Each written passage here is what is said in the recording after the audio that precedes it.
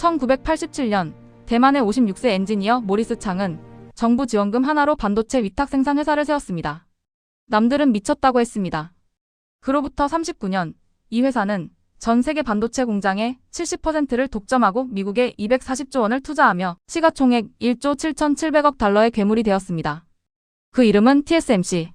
그리고 이 회사를 유일하게 위협할 수 있는 기업은 전 세계에서 단 하나, 삼성전자뿐입니다. 그런데 지금 이 두 기업 사이에서 전쟁이 벌어지고 있습니다. 웨이퍼 한 장에 4,100만 원, 장비 한 대에 5,700억 원. 인류 역사상 가장 비싼 전쟁입니다. 이 영상을 끝까지 보시면 반도체 전쟁의 본질이 보입니다. 왜 TSMC가 웨이퍼 가격을 50%나 올렸는지, 삼성이 어떻게 반격에 나섰는지, 그리고 이 전쟁에 숨겨진 승자가 누구인지 지금부터 하나씩 풀어드리겠습니다. 행복경제학입니다. 먼저 TSMC가 어떻게 이 위치에 올랐는지부터 이해해야 합니다. 반도체 산업은 크게 설계와 생산으로 나뉩니다. 엔비디아, 애플, 퀄컴 같은 기업은 칩을 설계만 합니다. 이 설계도를 실제 칩으로 만들어주는 공장이 바로 파운드리인데 전 세계 파운드리 시장의 71%를 TSMC가 차지하고 있습니다. 2위인 삼성전자의 점유율은 약 7%입니다. TSMC의 10분의 1 수준이죠.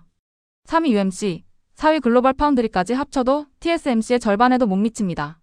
더 놀라운 건 첨단 AI 칩 시장입니다. 7나노 이하 초미세 공정에서 TSMC의 점유율은 90%를 넘깁니다. 사실상 독점입니다. 이 독점의 결과가 숫자로 드러납니다. TSMC의 2025년 연간 매출은 1,224억 달러, 한화 약 178조 원입니다. 전년 대비 35.9% 성장했습니다. 영업이익률은 50.8%. 반도체를 만들어서 절반 이상이 이익이라는 뜻입니다. 삼성전자 반도체 부문 전체 매출보다 TSMC 한 회사의 매출이 더 큽니다. 그런데 TSMC의 진짜 무기는 매출이 아닙니다. 기술입니다. 2026년 1월 TSMC는 세계 최초로 2나노 공정 양산을 시작했습니다. 2나노는 머리카락 굵기의 약 5만 분의 1 크기입니다. 이 미세한 공간에 수십억 개의 트랜지스터를 새겨 넣는 기술입니다. 수율은 70에서 90%. 경이로운 수치입니다. 문제는 가격입니다. TSMC는 이 2나노 웨이퍼의 단가를 장당 3만 달러, 한화 약 4,100만 원으로 책정했습니다. 이전 세대인 3나노 대비 50% 인상된 금액입니다. 그런데 고객사들은 울며 겨자 먹기로 주문할 수밖에 없습니다. 대안이 없기 때문입니다. 이 독점 구조의 배후에는 또 다른 독점이 있습니다. 네덜란드의 ASML입니다. 2나노 칩을 만들려면 극자외선, 즉 EUV 노광 장비가 필수인데 이 장비를 만드는 회사는 전 세계에서 ASML 단 하나뿐입니다.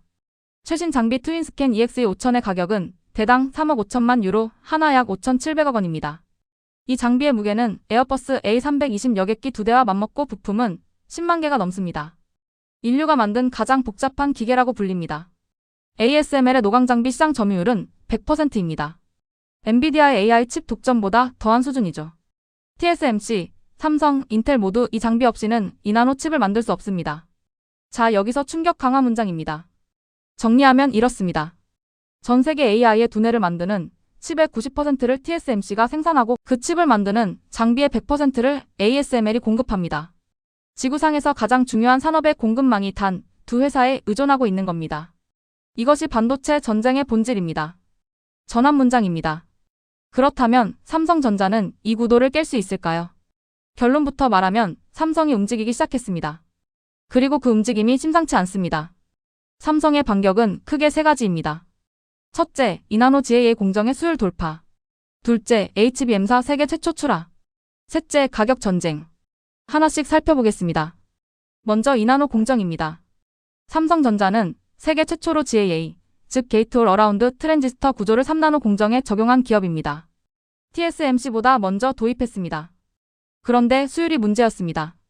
초기 수율이 40%대에 머물면서 대형 고객사를 뺏기기 시작했죠. 기술은 앞서갔지만 양산 경쟁력에서 밀린 겁니다. 하지만 2025년 하반기부터 상황이 바뀌기 시작했습니다.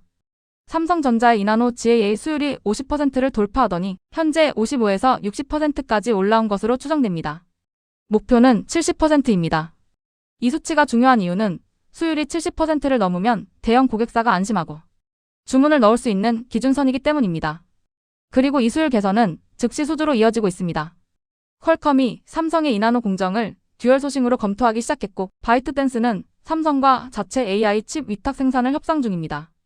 연내 최소 10만 개, 향후 35만 개까지 물량을 확대하는 방안이 논의되고 있습니다. 삼성에 손을 내미는 기업이 하나둘 늘고 있는 겁니다. 2026년 2월 12일 삼성전자가 세계 최초로 6세대 고대역 폭메모리 HBM4 양산 출하를 시작했습니다. 엔비디아의 차세대 AI 플랫폼 베라 루빈 VR200에 탑재될 핵심 부품입니다. 경쟁사 SK 하이닉스보다 단 며칠, 하지만 세계 최초라는 타이틀을 먼저 거머쥔 겁니다. 하지만 최초와 최다는 다른 게임입니다. SK 하이닉스는 설 연휴 직후 엔비디아양 HBM4 12단 제품을 대량 출하하며 올해 엔비디아 HBM4 공급량의 3분의 2, 약 50% 이상의 점유율을 가져갈 전망입니다. 삼성이 타이틀을, 하이닉스가 물량을 가져가는 구도. 지금 메모리 반도체 전쟁은 3파전입니다. 삼성, SK 하이닉스, 그리고 마이크론까지. 파운드리로 돌아오겠습니다. TSMC의 2나노 웨이퍼 한 장, 3만 달러, 하나 약 4,100만 원입니다. 3나노 대비 50% 인상된 가격이죠. 반면 삼성의 2나노 웨이퍼는 약 2만 달러, 2,800만 원 수준. 무려 33% 저렴합니다. 수율이 낮아서 싼 거 아니냐고요? 맞습니다. 하지만 이건 전략이기도 합니다. 가격으로 고객을 끌어온 뒤 수율을 올려 수익을 내는 것. 삼성이 노리는 역전의 공식입니다. 이 전략이 실제로 먹히고 있습니다. 퀄컴은 TSMC 의존도를 줄이기 위해 삼성 2나노 듀얼 소싱을 검토 중이고 더 충격적인 건 바이트댄스입니다. 틱톡의 모회사 AI 칩 자체 개발에 나서면서 삼성 파운드리와 위탁 생산을 협상 중입니다.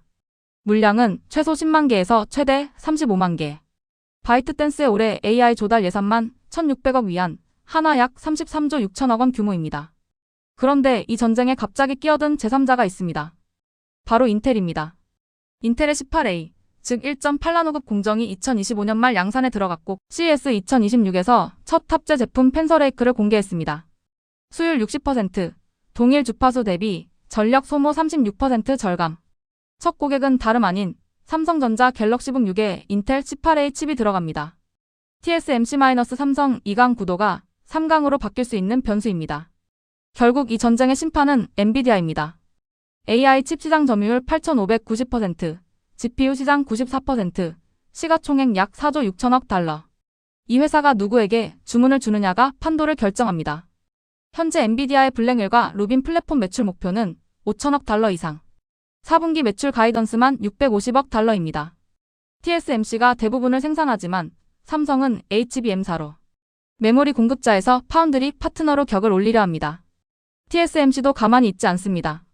미국 애리조나에 총 1,650억 달러, 하나 약 240조 원을 투자해 팹 6개와 패키징 시설 2개를 짓고 있습니다. 2나노 공정은 2028년부터 미국 현지 생산 예정이죠. 트럼프 행정부의 반도체 본국 회기 압박에 대한 답이기도 합니다. 하지만 문제가 있습니다. 미국 인건비는 대만의 34배, 공장 건설 비용도 2배 이상. 이 천문학적 투자가 수익으로 돌아올지 아직은 미지수입니다. TSMC가 미국에 공장을 짓는 더 근본적인 이유가 있습니다. 대만이라는 지정학적 리스크입니다.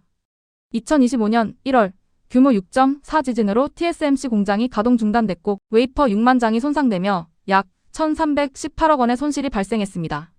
12월에도 규모 7.0 강진이 다시 덮쳤죠. 하지만 진짜 리스크는 지진이 아닙니다. 중국의 대만 침공 가능성. 전 세계 첨단 반도체의 90%가 대만 한 곳에서 만들어지고 있다는 사실. 이것이 21세기 공급망의 가장 위험한 단일 장애점입니다. 격변 속에서 삼성전자의 역사적인 일이 일어났습니다. 2026년 2월 4일 삼성전자 시가총액이 국내 기업 최초로 1,000조 원을 돌파했습니다. 주가 16만 9,100원. 1975년 상장 이후 51년 만입니다.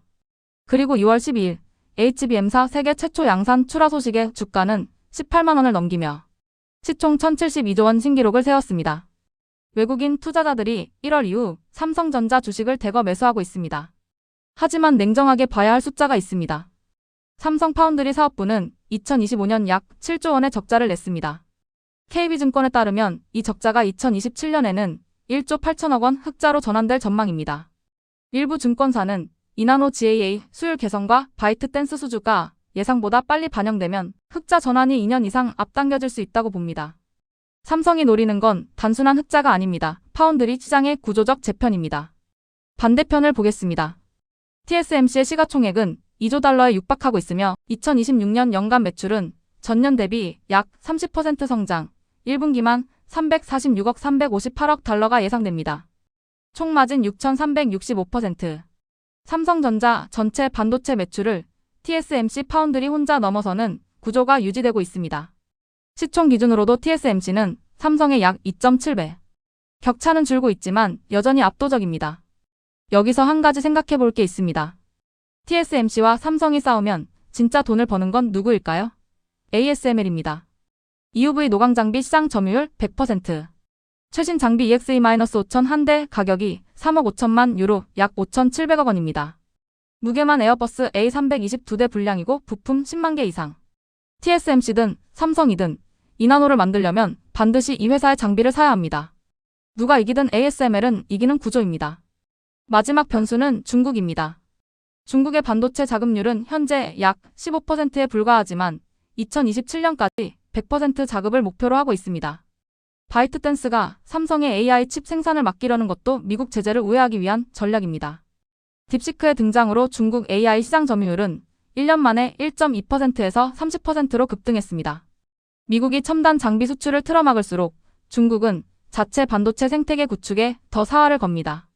이 구도가 TSMC-삼성 전쟁에 또 다른 차원을 더하고 있습니다. 정리하겠습니다. 이나노 전쟁의 결말, 크게 세 가지 시나리오가 가능합니다. 첫째, TSMC 독주 유지. 수율과 기술 격차가 좁혀지지 않으면 70% 점유율은 더 올라갑니다. 둘째, 삼성의 반격 성공. 이나노 GAA 수율 70% 달성, HBM사 독점, 바이트댄스 퀄컴 수주 확대가 맞물리면 파운드리 점유율 1520%까지 회복 가능합니다. 셋째, 3강 체제 형성. 인텔 18호가 안착하면 TSMC-삼성-인텔의 3파전으로 재편됩니다. 어떤 시나리오가 현실이 되든 확실한 건 하나, 반도체 전쟁은 이제 시작이라는 겁니다. 투자자 관점에서 보겠습니다.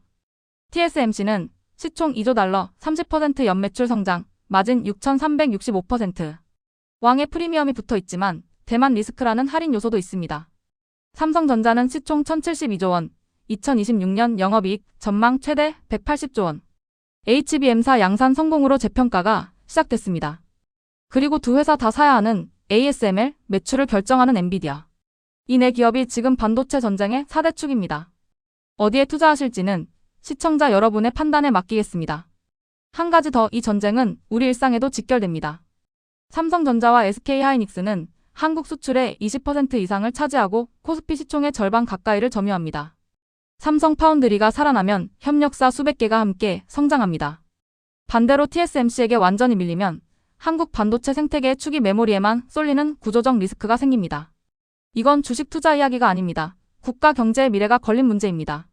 1987년 56세의 엔지니어가 시작한 작은 파운드리 회사가 지금 시총 2조 달러의 반도체 제왕이 되었습니다. 하지만 역사가 알려주는 게 있죠. 왕자는 영원하지 않습니다. 삼성은 세계 최초 HBM사 양산이라는 카드를 꺼냈고 인텔은 18호로 부활을 선언했습니다. 이나노 웨이퍼 한 장에 4,100만 원이 걸린 이 전쟁, 승자는 아직 정해지지 않았습니다. 확실한 건 이 싸움의 결과가 앞으로 10년간 AI, 자율주행, 로봇 모든 미래 기술의 방향을 결정한다는 것입니다. 오늘 영상이 도움이 되셨다면 좋아요와 구독, 알림 설정까지 부탁드립니다.